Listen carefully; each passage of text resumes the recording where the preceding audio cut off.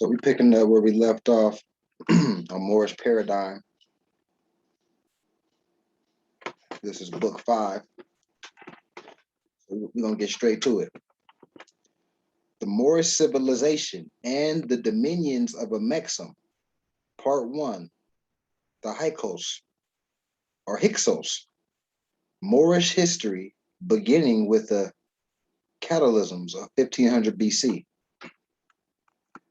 At this point in the ongoing journal of the Moorish Paradigm, we would like to take a deep and more detailed look at the Moorish Empire so that all Moors will have a deeply rooted knowledge and understanding of who we are and where we come from. This is of utmost importance. Until we are firmly rooted in who we are and from whence we came, we will not be able to move forward. Our future rests upon a proper understanding of the past. Some people would say, who cares about the past? What are we going to do now? Others say, all I want to do now, all I want to know about is law and legal issues. Those who have understanding realize that today's current events and also law is based upon what has happened in the past. Thus, unless our heritage is fully known and understood, our future progress will be shaky at best. The aspect of Moorish history I will get into in this issue regarding the Hyksos, or Shepherd Kings, is of prime importance. This aspect of our history has been a mystery and a source of confusion among many history scholars, past and present.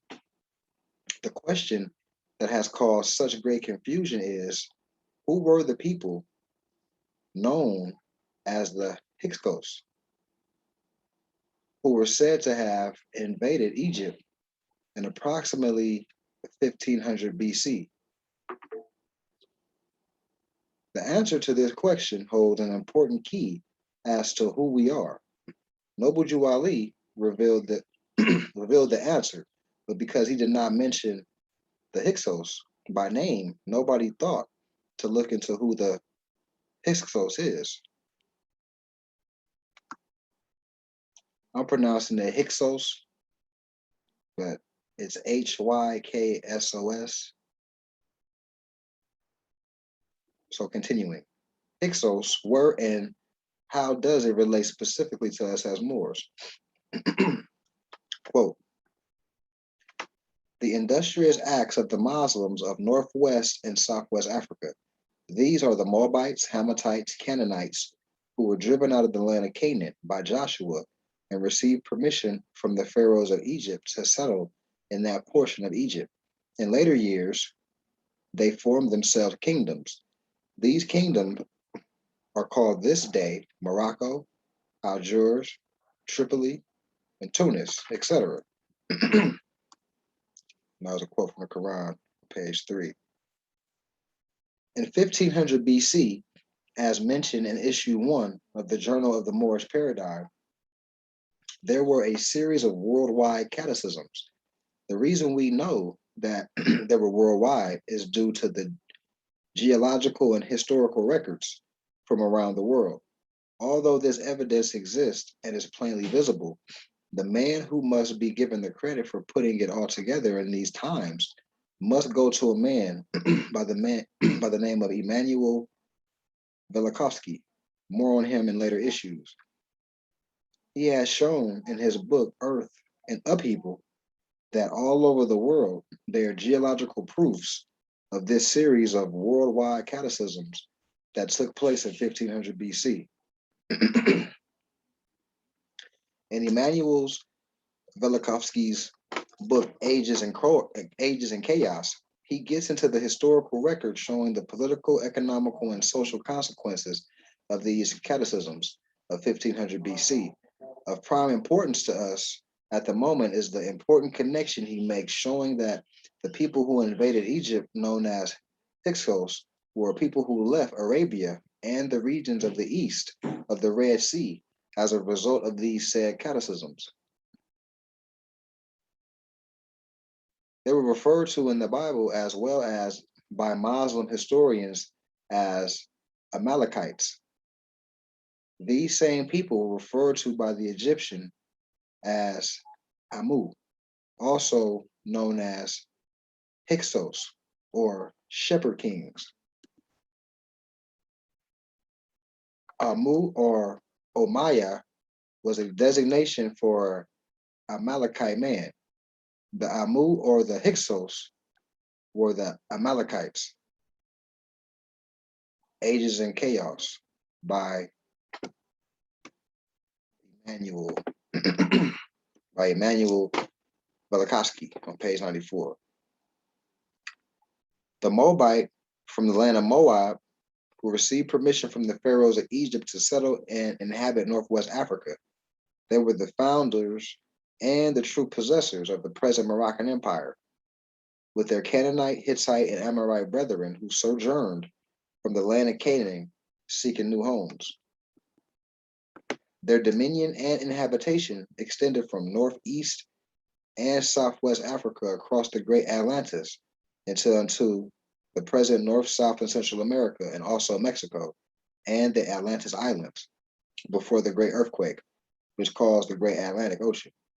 And that's from the Holy Quran of MSTA by Noble Ali, page 73. I will sell out to prove that these are the same people. I will set out. Big difference. I will set out to prove that these are the same people referred to by Noble Ali as Moabites, Canaanites, Amalekite, Hittites, Amorites, etc. Noble Ali says that they were given permission to settle Egypt and the lands to the west of Egypt, North and West Africa, also North, South, and Central America.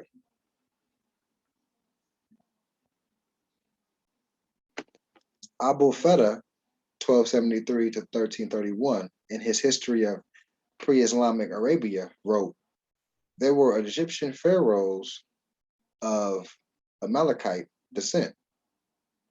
Ages in Chaos by Emmanuel Velikovsky, page 94. The pharaohs who gave permission to settle these lands were the Hyksos, Amalekite pharaohs, and the people who they were given permission to settle there were their own relatives. This is what accounts for the mysterious disappearance of the Cushites in large numbers from Arabia, Syria, Jerusalem, Mesopotamia, Elam, etc. They left these lands in large numbers and traveled west and mixed with their Hamitic brothers and sisters who were already in those lands. We are the results of this mass migration and intermixture. Quote, the key of civilization was and is in the hands of the Asiatic nations, the Moorish, who were the ancient Moabites and the founders of the holy city of Mecca. From the Holy Quran of MSTA by Noble Ali, page 56. Quote, the Amalekites supported the Canaanites.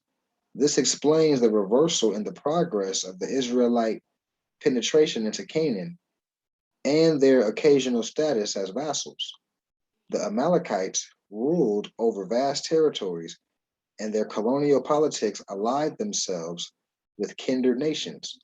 This is the ground for the Hebrew tradition that the Amalekites pose as Moabites, Canaanites, and other peoples, and in these disguises carried on war against the Israelites. The Madianites were close kin of the Amalekites, related since the days when the one people occupied Mecca and the other lived in Medina. Together, they often invaded the land of Israel just before the harvest. And that was in the Age of Chaos by Emmanuel Velikovsky, page 73. Let us now see why Noble Ali said that we were the founders of the holy city of Mecca. Here is the definition of Amalek from the Encyclopedia of Islam. Notice that Amalek is considered by the Arabs themselves to have been representative of the oldest nation and the peoples of Arabia. Also notice that they are sometimes described or sometimes considered to be descendant from Ham and sometimes from Shem.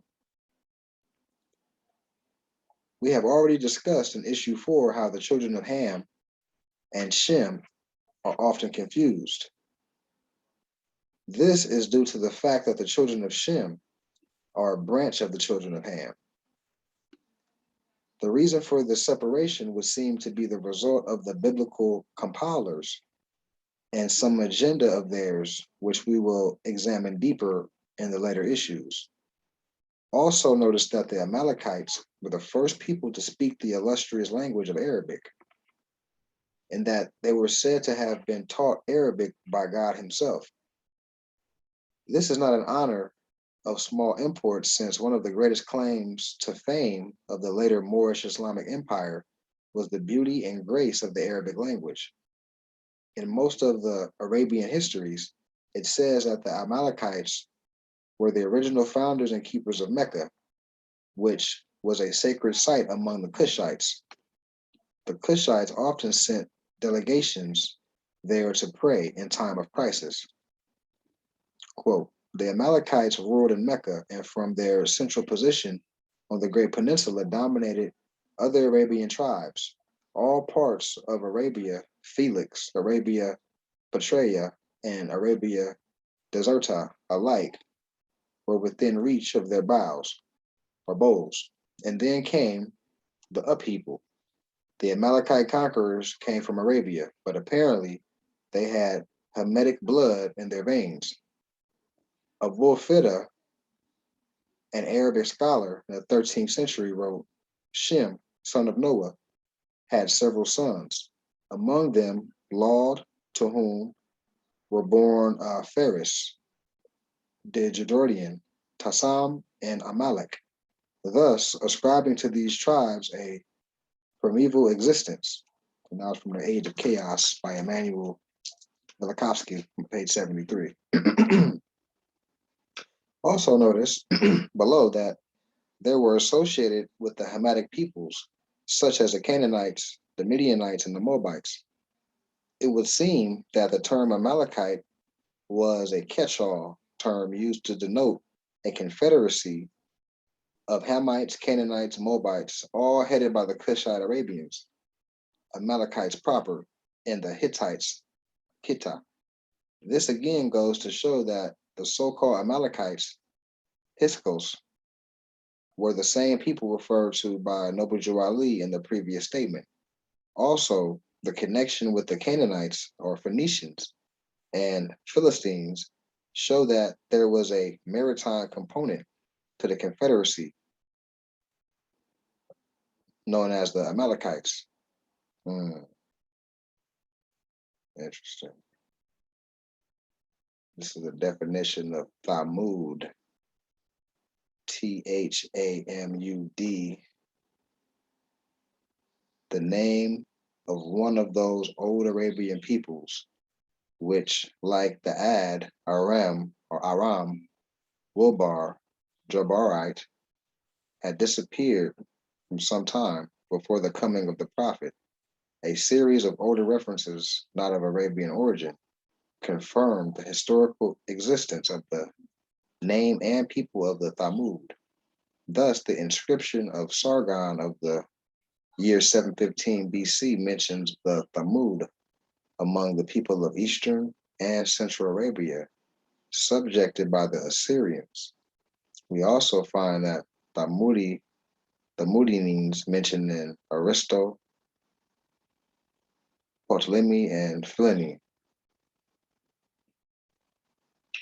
So that was Encyclopedia of Islam.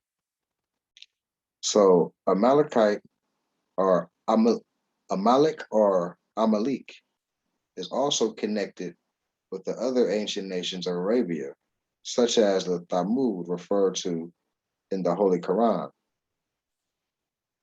Okay, so that was a Quran. Okay. Okay. The ancient people of Thamud were said to be giants. This was often said about the Hammatites and Cushites by the later peoples. This was due to the massive megalithic structures, temples, pyramids, etc., that were built all over the world by our ancestors. There's some images of look like some tombs or temples, temple structure. Look like an Olmec man in the middle.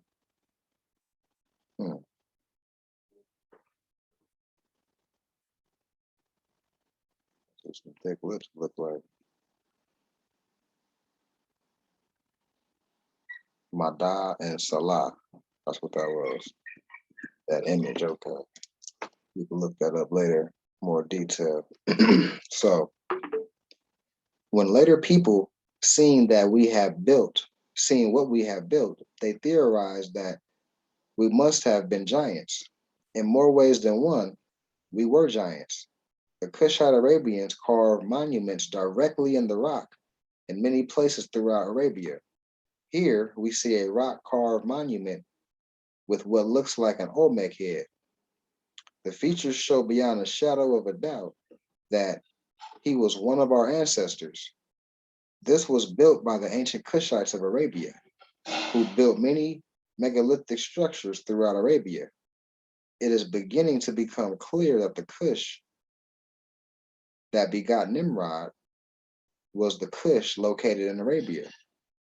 We will take a deeper look at the Kushite Hammite Empire located in Arabia, Sumer, India, Canaan, Asia Minor, the Aegean, and the Mediterranean in the later issues.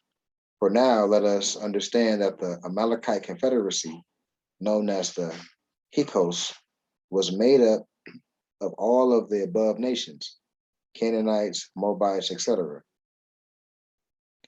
The so-called Hyksos invasion of Egypt was part of a much greater series of mass migrations and redistributions of peoples and nations in the wake of the cataclysms of 1500 BC.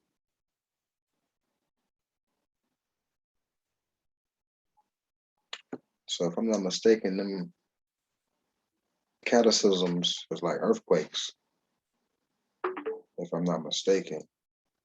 So we talk about land broken up and different things like that, people migrating, things of that nature. But let me digress. So Sheba and Saba were either one or two cities of the Kushites or Ethiopians. And Pliny says that the Sabians extended from the Red Sea to the Persian Gulf, thus giving them the whole of Arabia, one part of which is well known, is called from its fertility of soil and salubrity of climax, Felix or happy.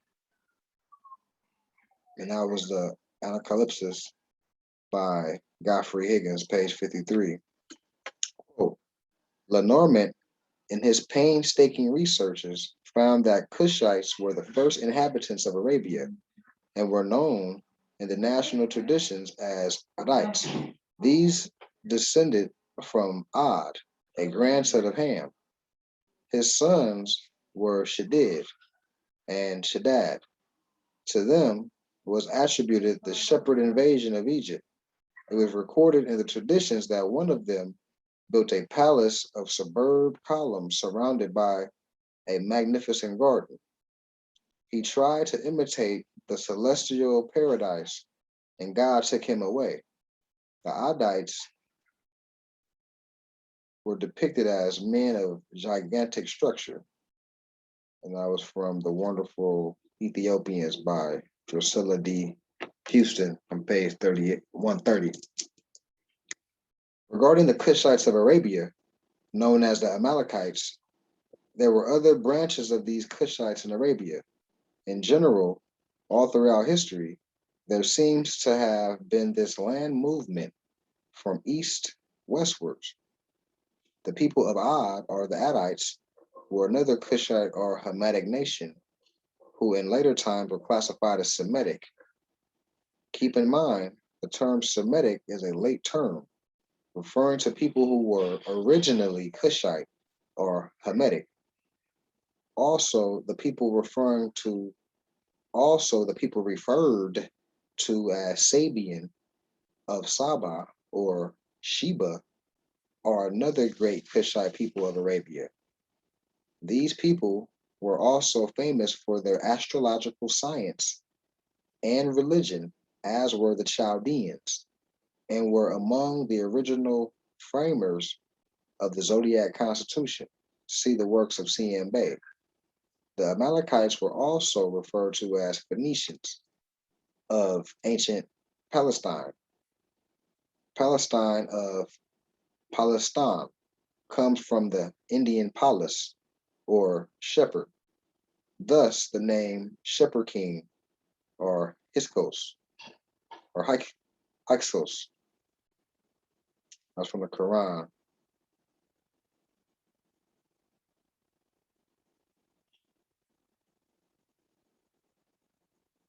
The reason this confederation of Moabites, Canaanites, and Cushite Arabians, etc., came to Egypt in the first place was to escape the cataclysms in 1500 BC happening in their own country.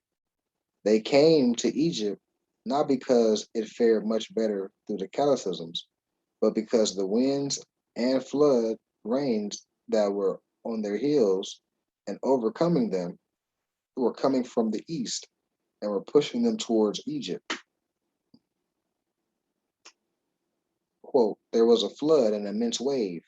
People were swept away by a blast. The earth quaked violently. The catastrophe was preceded by plagues. The tradition in this, the tradition and thus handed down by Abu al-Faraq, 897 through 967, in Kitab Agami, in the Book of Songs. The tradition reports that the Amalekites violated the privilege of the sacred territory, and the Almighty God sent against the ants of the smallest variety, which forced them to desert Mecca. Afterwards, the Lord sent drought and famine without rest toward the clouded sky at the horizon. They marched without rest towards those clouds which they saw near them, but were not able to reach them. They were pursued by the drought, which was always at their heels. The Lord led them to their native land, where he sent against them to Fanadilag, Saba, or Sheba, in the south of Arabia, Mecca, and all the 1,000 miles of the Tahama coast were shattered. All the tribes on the peninsula suffered similar horrifying experiences. That was a quote from Age of Chaos by Emmanuel Velikovsky, page 61. Up to now, in the standard of history books, the Hyksos were seen as a barbaric group of shepherds who did nothing but destroy Egypt, her temples, and works of art. But it is obvious that the destruction of the temples and art said to be the work of the Hyksos was actually caused by the cataclysms that took place when the Amalekites arrived in Egypt. It too was in a state of destruction as a result of the cataclysms. There are Egyptian records which record the destruction wrought by the cataclysms. One such ancient record is known as the Papyrus of Epur.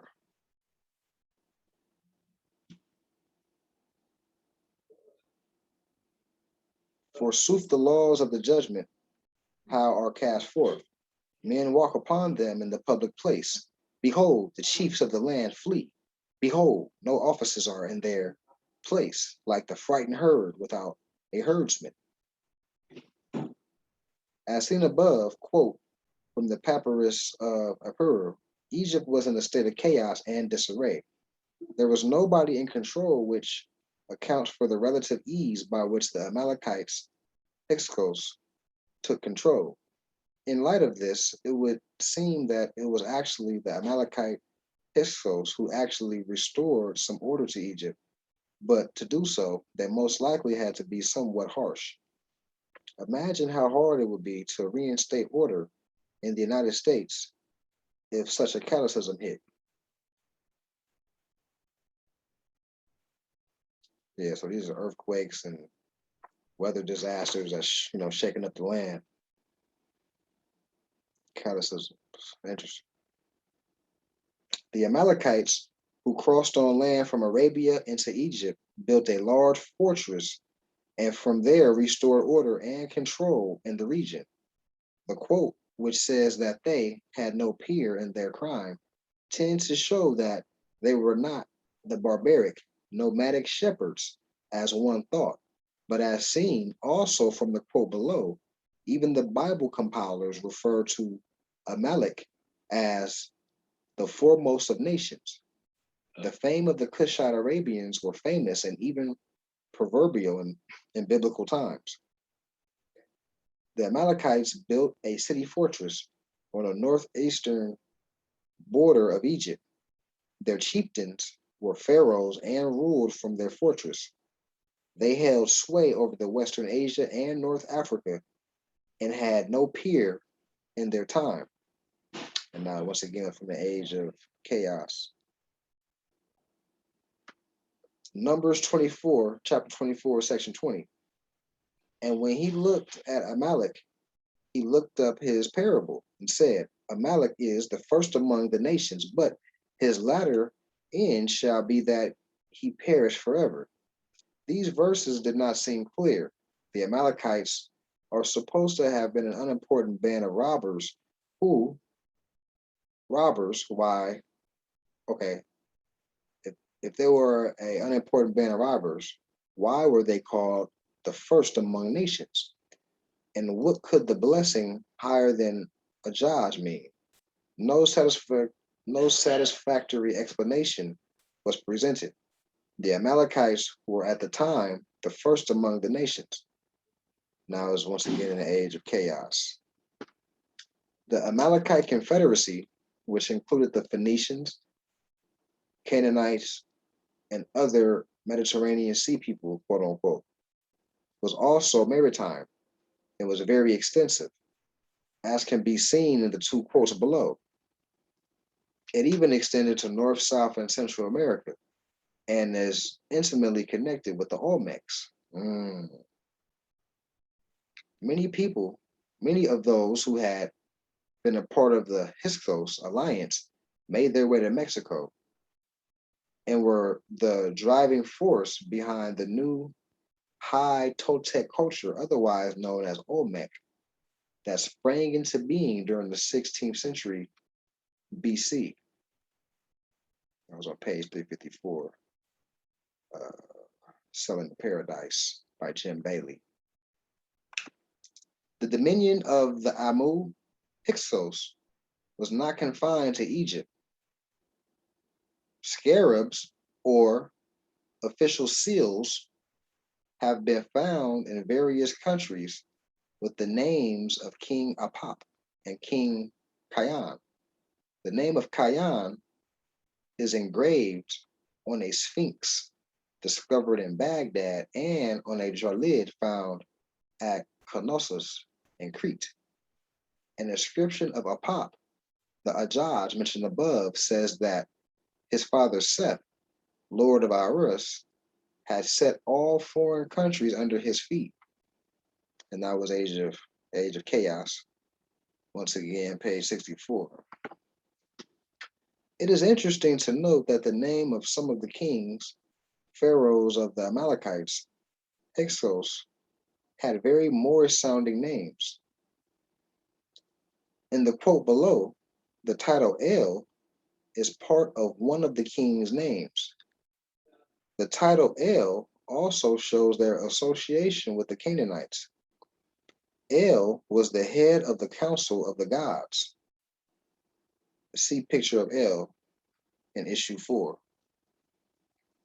El Wadan, son of Duama, advanced at the head of the numerous army with the intention to overrun diverse countries and to overthrow their sovereigns.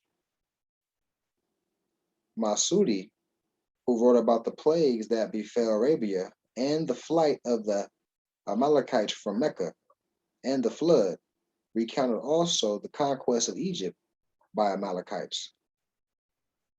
An Amalekite king, El-Walid, son of Duama, arrived from Syria, invaded Egypt, conquered it, seized the throne, and occupied it without opposition, his life long. Okay. So here's a little timeline. A little timeline for y'all to look at.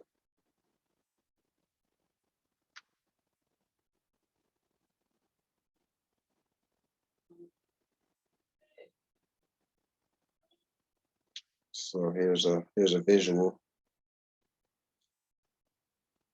So here, kings known from contemporary sources, including Nubusir, Nubanker. This is a visual from the Handbook of Kings and Queens by John E. Morby.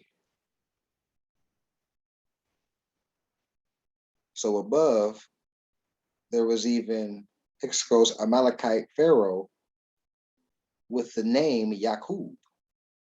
Heavy. Yaqub was the name of many famous Moors. It was also the name of the Moorish scientists who created the Europeans through genetic manipulation. Notice also the name Shalik also sounds Moorish. Yakbel sounds Canaanite, Baal, and Mabri sounds Ethiopian. The Hyksos considered the Kushite allies. Osiris with shepherd crook. So that's what we was talking about. What we were just describing right now is the visual. The word Amalek or Amalek contains the Arabic word Malik, which means ruler or king. The horse-drawn chariot and the shepherd's crook or crosier, which became a symbol of royal authority in Egypt, was introduced by the Amalekite Hyksos pharaohs. The shepherd's crook or crosier is a symbol of the divine kingship that was handed down to the children of Ham and symbolized the king as the good shepherd of his people. So let's get a better look at this. That crook. Right. So now we know this symbol right here, what that's about, what that really means.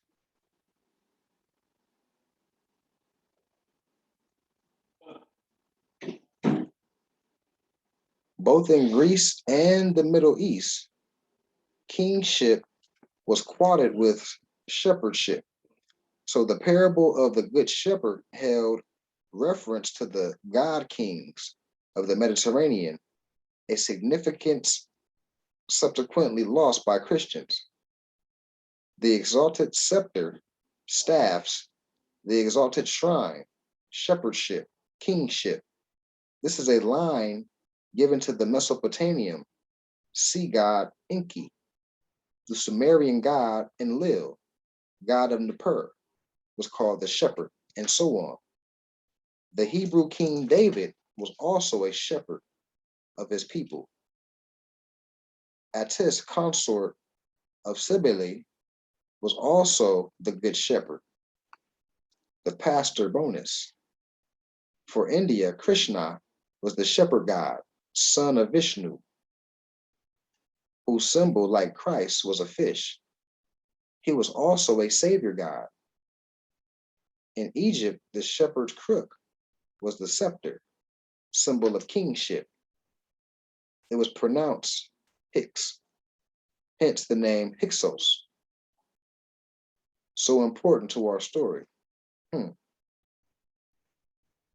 Hyksos. The kings of Sumer. In the days before the flood, the operative kings of Sumer were Nephilim, guardians appointed by the Anunnaki. Let me run that back. We were just talking about the Anunnaki with another Moor yesterday. In the days before the flood, the operative king of Sumer were Nephilim, guardians appointed by the Anunnaki. But after the flood came a new era of the first earthly kings. It was this post 4000 BC era, the age of Adam, which saw the sudden and glorious rise of the Sumerians, the people whose strange new language gave its name to the region. Even in those times, the kingly appointments were still made by grant of assembly under the continuing presidency of Anu. From about 2100 BC comes the proclamation for the installation of King Shugli of Ur, who resigned shortly before the birth of Abraham. Let Shuji, king with a peasant term of reign, perform correctly for me, Anu, the rites instituted of kingship. Let him direct the schedules of the gods for me. Earthly kingship was established as a hallowed employment encompassing both social and military duties. It was not governmental, though, for the kings were the designated guardians of the people, and their role was to protect and direct the people. The functional terms, the king was defined as a shepherd, and his rod of assembly was a shepherd's staff, a crook or crochet. This was a requisite symbol of the original kings. Now it's from a book called Genesis of the Grail Kings by Lawrence Grander, page 82. Hyksos rulers were so named from their distinction as Hyksos, which is said to mean desert princes or desert prince. Okay. Wow. They are often referred to as the shepherd kings, although this is said by many to be a misnomer. In reality, they were indeed shepherds in accordance with the ancient Mesopotamian kingly style, which had been transported into the Hyksos realm of Syro-Phoenicia. Okay. From where flourished a regular caravan trade with the Mesopotamian kingdom of Mari. Okay. When documenting the Hyksos dynasties, Manetho referred to them not only as shepherds, but also as brothers. And this was precisely the term used to define the equal status of the prevailing individual kings of Mesopotamian regions such as Mari, Babylon, and Larsa. The Hyksos kings were Amorite descendants of Ham, and as such would have been a strain related to the early Second Dynasty, perhaps even to the 12th dynasty of Queen Saber-Neferu. One way or another, they challenged the 11th dynasty of Thebes, and in matters of warfare, they introduced the horse, the chariot, and the compound bow, none of which have formerly been used in Egypt. These things were, however, previously apparent in Troy, from where the sea kings of Amu and their followers spread into the Mediterranean seaboard lands after Troy V was devastated by a fallout from Mount Santorini eruption. And that was a book. That was a quote from Genesis of the Grail Kings by Lawrence Grander, page 168 through 169. Thus, it becomes evident to those with understanding that the historical information and evidences which we deal with in the Journal of the Moorish Paradigm is of utmost importance. It lays the foundation and substantiates any claims to inherited land rights and other birthrights of Moors. The true knowledge of the Amalekites' Hyksos migration in 1500 BC, following the geological cataclysms of that time, is critical.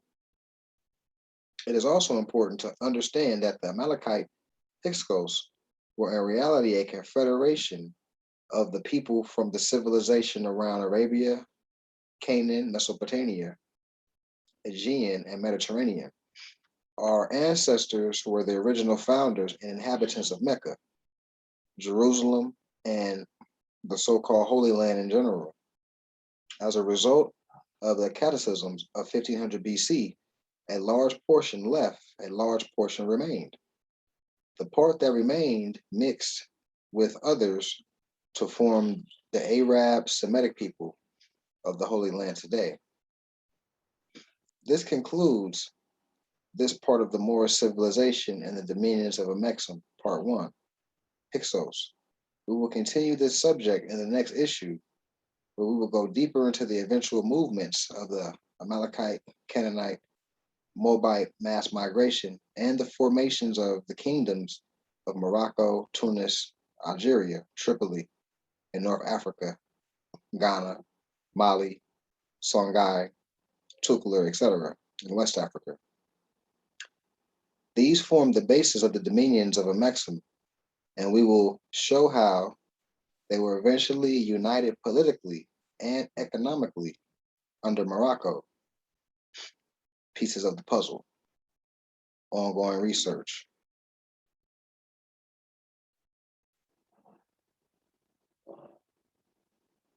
So these coins right here look like the time of Carthage. I know the elephant was a symbol for that. I also know that was one of the first republics, and I know that the Republican Party to this day still use the elephant as a symbol.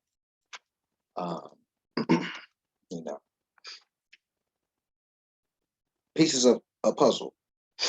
Ongoing research and updates. Because our research is constant and ongoing, also because brothers and sisters are constantly sending me new information, I would like to create a section in this journal dedicated to new information and old topics already covered in previous issues, as well as include pieces of new information and new highlights.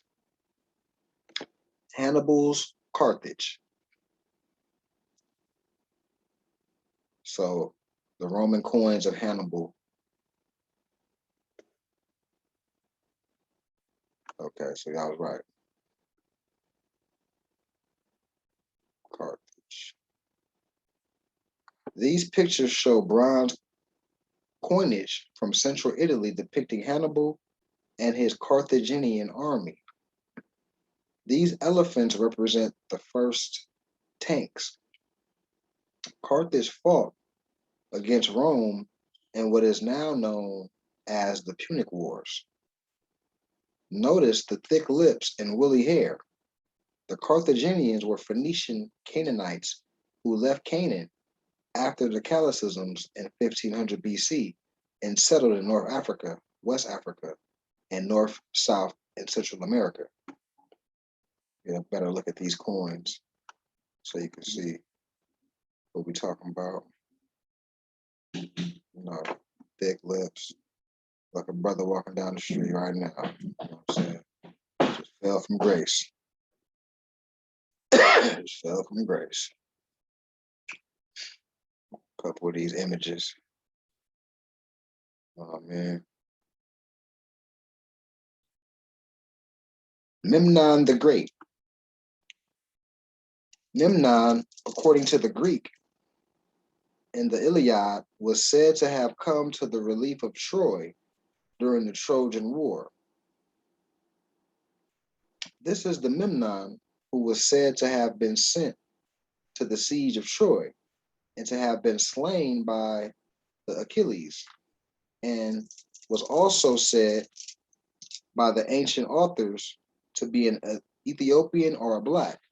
Thus, Virgil makes Memnon black, as also does Pindar. Now, how's a quote? So, picture of Memnon from a Greek vase. He was also said to have founded the Mesopotamian capital Susa, Elam, where are located monuments known as the Memnonium. The Egyptian also claimed Memnon was one of their pharaohs, known as Amenhotep III, called by the Greeks Amenophis. In Egypt, the so-called colossi of Memnon are dedicated to him. That's a cool picture right here. A turban fly.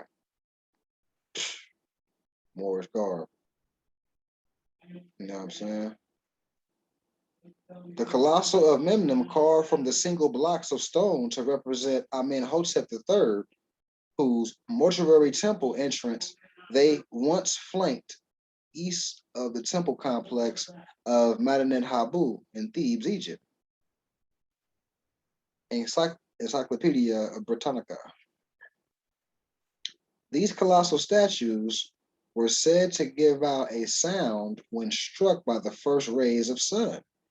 This was said to be caused by a fissure built into the stone of these statues. On the left is a picture of Pharaoh Amenhotep III. So that's the picture of the brother right there. You know what I'm saying? Let's get back to it, man. I see these brothers walking down the street. You know what I'm saying? All through America, you're going to see a brother looking like that. Any neighborhood you go to. Only thing different is he going to have a ball cap on. He going to have a white tee. You know what I'm saying? That's it. We just got to get back to who he is. The nationality ancient. But let me not digress. Anglo-Solomon, the Moorish Grand Master of Vienna. Anglo-Solomon, 1721 through 1796, who was also known as the Moorish Mason, was the Grand Master of the prestigious True Harmony Lodge, whose members included Vienna's social elite. Mozart and Haydn joined his lodge shortly after he joined. One of his innovations was to change the rituals so that it included the reading of serious scientific and academic papers. This spread to other lodges throughout Europe and gave Masonry its reputation from them on for intellectual rigor. Angelo Solomon was described as a prominent, widely respected citizen of Vienna, a veteran with a shining record, a learned attendant of kings and princes, a royal pensioner, a devoted husband and father. When he made transition or died, Francis II of the Holy Roman Empire had his body flayed, stuffed, and put into his private museum.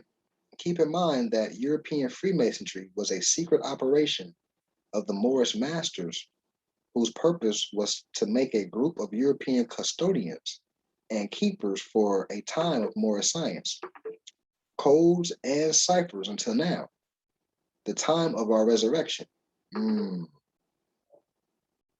Okay. So the whole purpose of that whole situation was to pass on the information I could see that, we fell from grace. You know, we don't, we don't know this stuff. That's like somebody from another part of the world come over here and let you know you're not black. You gonna most of our people go, what you mean I'm not black? They're not gonna understand that, we've been in a box over here in North America.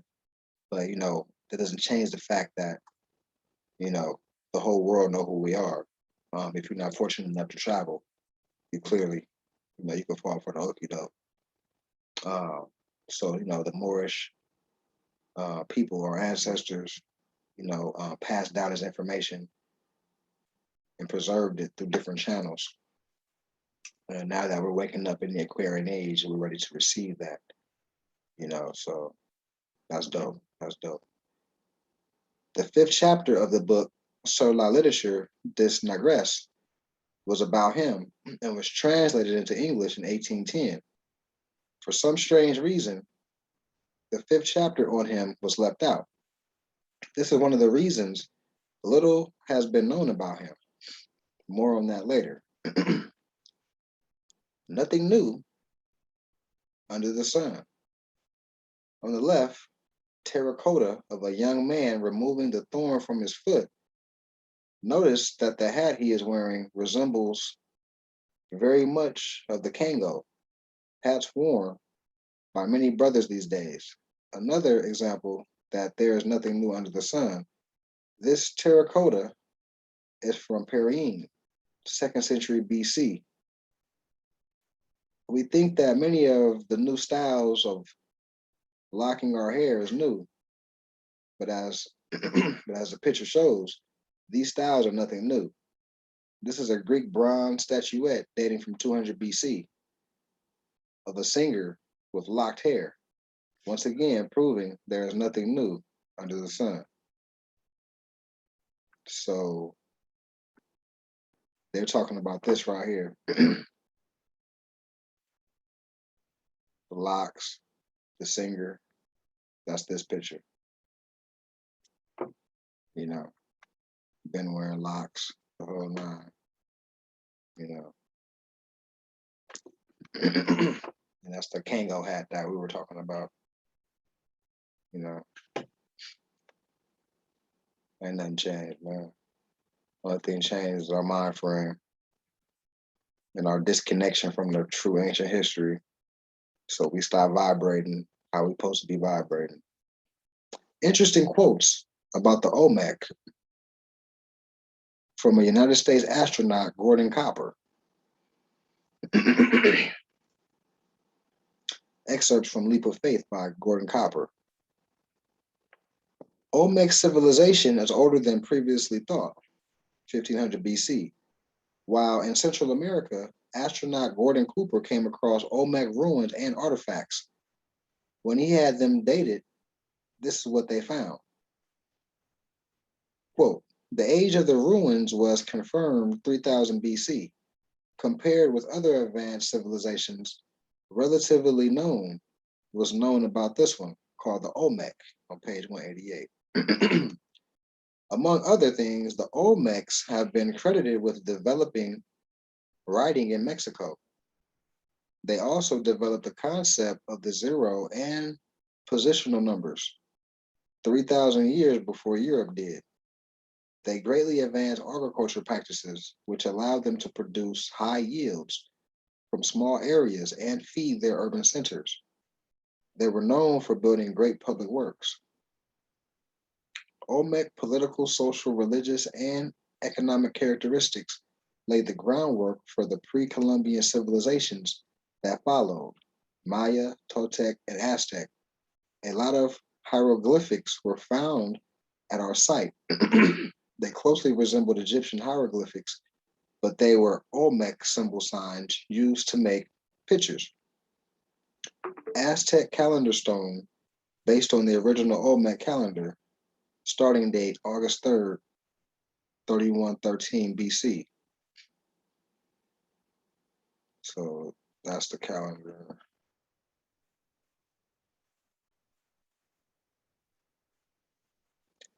Among the findings that intrigued me the most, celestial excuse me, celestial navigation symbols and formulas that, when translated, turned out to be mathematical formulas used to this day for navigation, and accurate drawings of constellations, some of which wouldn't officially discovered until the age of the modern telescope. The Olmec had used the same means of celestial navigation as the Egyptian and Minoan civilizations in Crete, and at the same time, Okay, so they used the same navigational tools as the Egyptians at the same time period. We're the same people. The navigation stars used by those civilizations are still in existence. In fact, the same stars were used by Apollo to navigate the moon and back. This left me wondering why have celestial navigation signs if they weren't navigating celestially. Did this knowledge develop in 3 different places in the ancient world at the very same time? If not, how did it get from Egypt to Crete to Mexico? These are questions. They need answers. You feel me? All questions need answers. According to the long count calendar found by the Olmecs, we are in the 5th age. The 6th age will begin June 6, 2012. More on that later. It is very interesting to note that the early currency of the United States, known as continental currency, claimed to be backed by Spanish milled dollars. Quote, as a matter of convenience, individual states issued paper money in 1776, denominated in dollars and backed by continental currency. The currency was not backed by Spanish milled dollars, as so stated. Thus, the term not worth a continental. Okay. These little old phrases. Depending on how old you are, you might never heard of that phrase, but some more coins. C.M. Bay said the founder of the dollar system of the USA was handed down by the Moorish nation. The Spanish inherited dinar, from the Moors. America inherited from the Spanish further.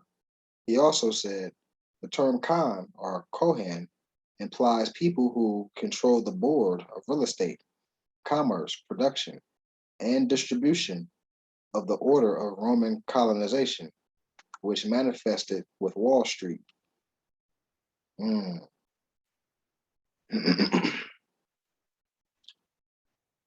The widespread acceptance of the Spanish dollar caused the popularity of its fractional units and became the basis for quotes on our infant stock exchange. Today, quotes in the Wall Street Journal of stock prices still reflect this heritage. Remember, the so-called early Spanish Empire in this hemisphere was no more than a thin white veneer over a seething black mass. The Spanish Empire? Interesting. The suppressed description of Jesus, found in a Roman forma. Jesus on a Roman coin by Justinian II. Josephus was a Jewish historian who wrote shortly after the time of Jesus. One of the reasons often given as to why Jesus did not really exist was because there was no mention of him in any of the extant writings of Josephus. Thus, this seemed odd if Jesus existed, since Josephus was a Jewish historian writing shortly after Jesus' time. But it now becomes evident that Josephus did write about Jesus. His writings about him were suppressed. One of the reasons the Catholic Church suppressed his writings is because they contain a physical description of Jesus from a Roman forma or wanted ad in Book of Hiram Key by Christopher Knight and Robert Lomas. It says on page 230, James was duly arrested and was a wanted poster was issued for Jesus, giving a visual description of the man. All copies and references of this were destroyed a long time ago. It was, however, reported by Josephus in his capture of Jerusalem. Josephus drew the information directed from the forma produced by Pontius Pilatus officers. This was the document that carried the description of the wanted man, a copy of which had to be filed in Rome. The New Testament states that a warrant was issued for the arrest of the man that says he is the king of the Jews, and that it was Judas who turned in his master. That's terrible. Despite Christian censorship, a copy of Joseph's description survived the Slavonic text and came to light in the last century. That's from the Hiram Key. Once again, below is the description of the Roman forma wanted ad. So clearly these pictures are not linked or sequenced. They talk about stuff that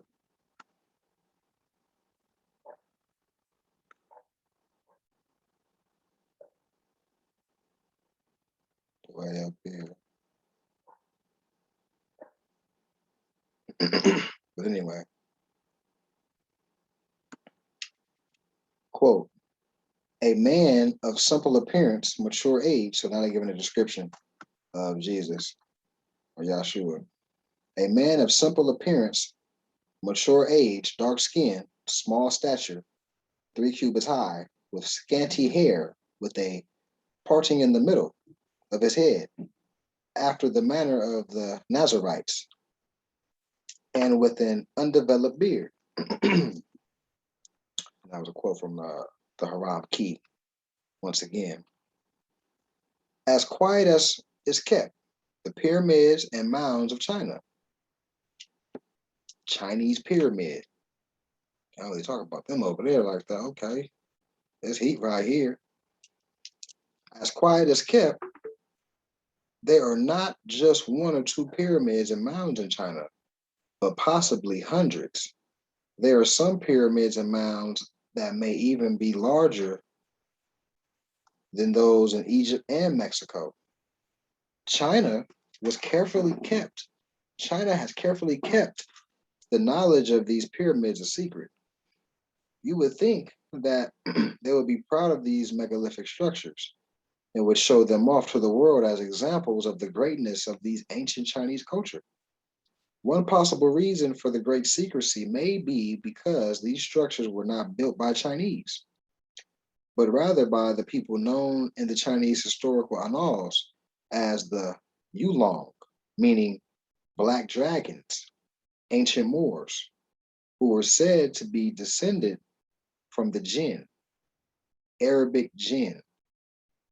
So G-I-N in Arabic, J-I-N-N. The Yulong may also be related to the Shang dynasty, the first dynasty recorded to rule in China. The Shang are described by the Chow, who later overthrew them, as having black and oily skin.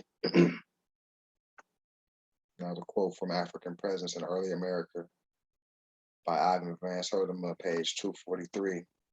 Quote, these jinn or men appear to be the jinns or jinnis of the primitive Arabs and Persians who came in contact with them in East Malaysia or Himalayas and Iran, famous in antediluvian history as good and beneficent beings, friends of the Paris and ancient Iranians or Persians. Jin Hong, meaning human emperors, were 9 brothers, sons of the Ti Hong, who divided the earth among them and built cities surrounded with walls, founded kingdoms and settled governments. Okay. And now it's from the Atlantic Journal and Friend of Knowledge by C.S. Radfiskus. Chinese pyramid. The first picture of these pyramids to be brought to the attention of the world in recent times was taken in 1947 by Maurice Paradigm from a DC-3 aircraft. This was then reported in the New York Times, March 1947. The next day, the Los Angeles Daily Express also ran this autograph. The next day, the Associated Press received a letter from the Chinese authorities of Nanking province saying the existence of such pyramids is not backed up by evidence. Next page. A group of Chinese pyramids and mounds, at least 8 are visible. In 912, 2 travelers, Fred Mayer, Schroeder, and Oscar Memon, traveled to China. A monk named Bogdo, the Holy One, acted as their guide along the Chinese-Mongolian border.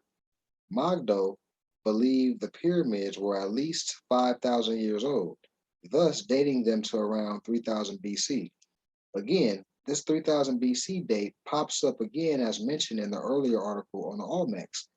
This is also the appropriate date of the beginning of the Egyptian, Mesopotamian, Indian, Mediterranean, and Aegean civilizations. These Chinese have declared many of the areas around the pyramids forbidden zones and have even planted trees and shrubs on the side of the pyramids and mounds in order to conceal them. Dang, that's some deep hatred. Chinese farmer with massive pyramid in the background. So there's a little lag with these pictures, but Chinese farmer with the pyramid in the background. It is what it is, man.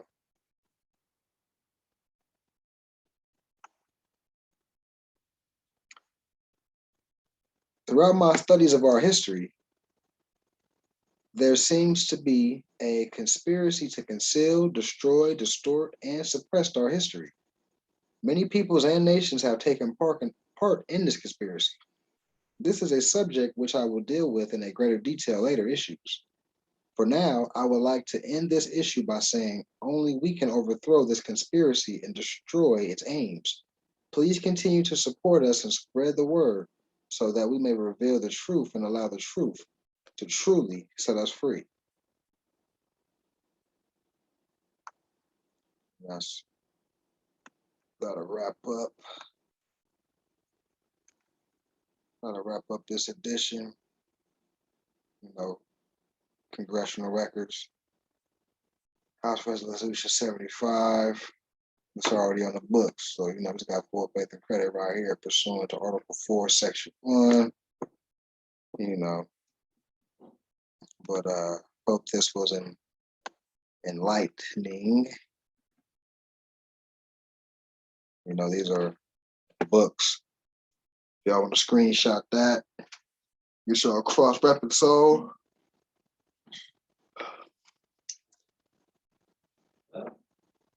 You know what I mean? But yeah, Islam, peace and love to all.